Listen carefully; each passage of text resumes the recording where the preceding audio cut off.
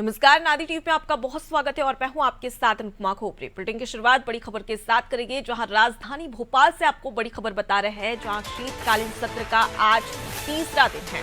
विधानसभा में नए अध्यक्ष का चुनाव होगा। सीएम नरेंद्र सिंह तोमर के नाम का प्रस्ताव रखेंगे। साथ ही पक्ष विपक्ष नरेंद्र सिंह तोमर का समर्थन करेंगे।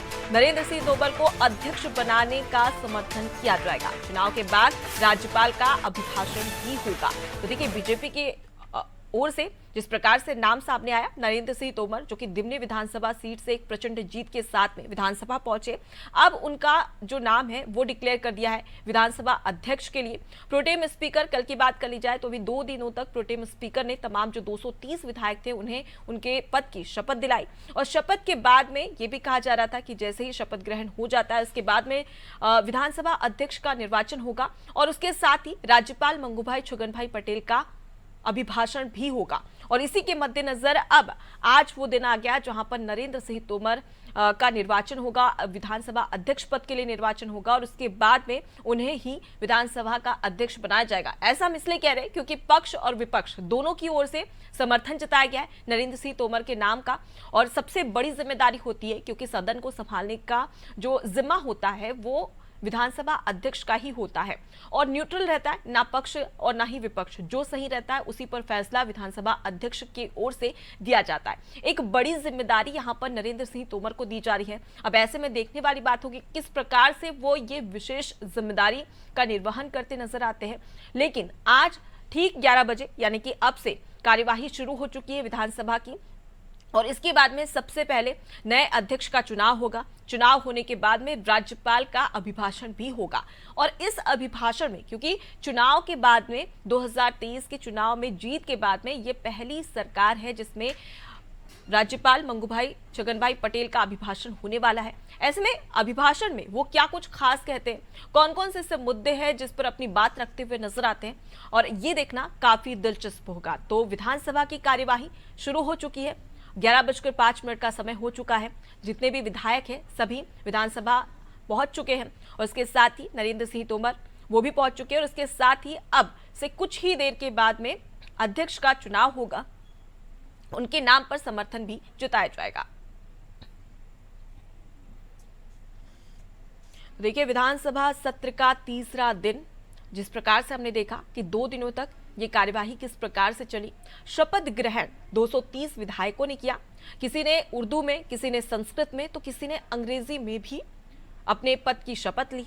और उसके बाद अब बारी है विधानसभा अध्यक्ष की, जहां आज निर्वाचन होगा और प्रोटेम स्पीकर उनके पद की शपथ दिलाएंगे। और उसके बाद शपथ ग्रहण के बाद में राज्यपाल मंगूभाई छगनभाई पटेल का अभिभाषण भी होगा। और साथ ही मंत्रिमंडल को लेकर लगातार चर्चाओं का दौर शुरू हो चुका है। देखने वाली बात होगी कि मंत्रिमंडल का में किसे जगह दी जाती है, किसे नहीं, कब तक ये नाम भी सामने आते हैं। चलिए अब ज्यादा जानकारी ले लेते हैं। हमारे साथ में संवाददाता शबाना जुड़ गई है।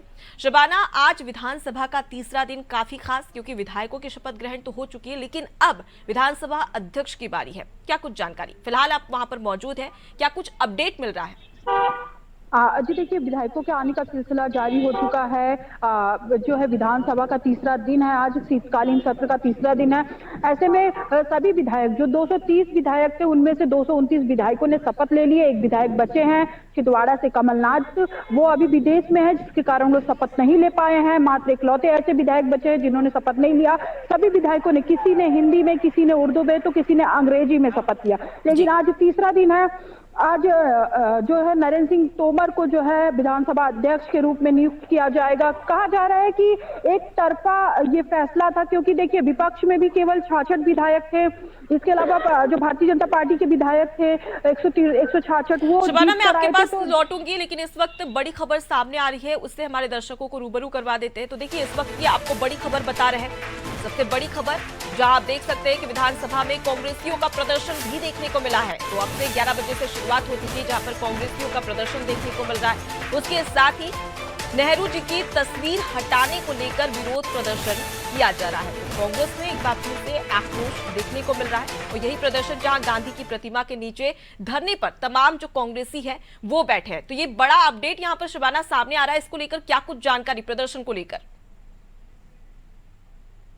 नेहरू जी की प्रतिमा जो है हटा दी गई थी, उनकी जगह पे जो है बाबा साहब भीमराव अंबेडकर की प्रतिमा लगाई गई थी। संविधान निर्माता है, लेकिन कांग्रेस को जब इस बारे में पता चला, जब वो तस्वीर वहां से हटा गई, वो लगातार 2 दिन से इसके बारे में मीडिया से बातचीत कर रहे थे, विरोध कर रहे थे। लेकिन जब आज तीसरा दिन था तो सभी कांग्रेसी विधायक यहाँ पर गांधी प्रतिमा के नीचे धरने पर बैठ गए हैं और उनका साफ तौर पर कहना है कि नेहरू जी ने इस देश के लिए बहुत कुछ किया है, तो उनकी जो तस्वीर है उनको सम्मानजनक उसी स्थान पर लगा देना चाहिए, वरना कांग्रेस पार्टी इसका कड़ी तरीके से विरोध करेगी।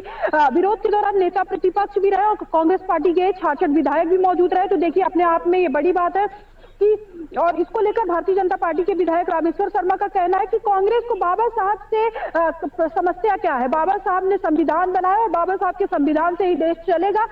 सबको इस संविधान का पालन करना पड़ेगा। जब सरदार वल्लभ भाई पटेल की बात आई तो उन्होंने कहा सरदार वल्लभ भाई पटेल ने भी इस देश के लिए बहुत कुछ किया, तो उनकी तस्वीर तो लगी रहेगी, लेकिन नेहरू की तस्वीर वहां से हटा दी गई है, जिसको लेकर ये जो है विरोध प्रदर्शन जारी है। बिल्कुल शबाना, सवाल इसलिए भी उठते हैं क्योंकि तस्वीर हटाने से, अगर हम नेहरू जी की भी भूमिका देखें तो पहले देश के प्रधानमंत्री है और उनकी तस्वीर हटा के फिर बाबा भीमराव अंबेडकर की तस्वीर, तो अब ऐसे में देखने वाली बात होगी कि किस प्रकार का प्रदर्शन यहां पर देखने को मिलता है।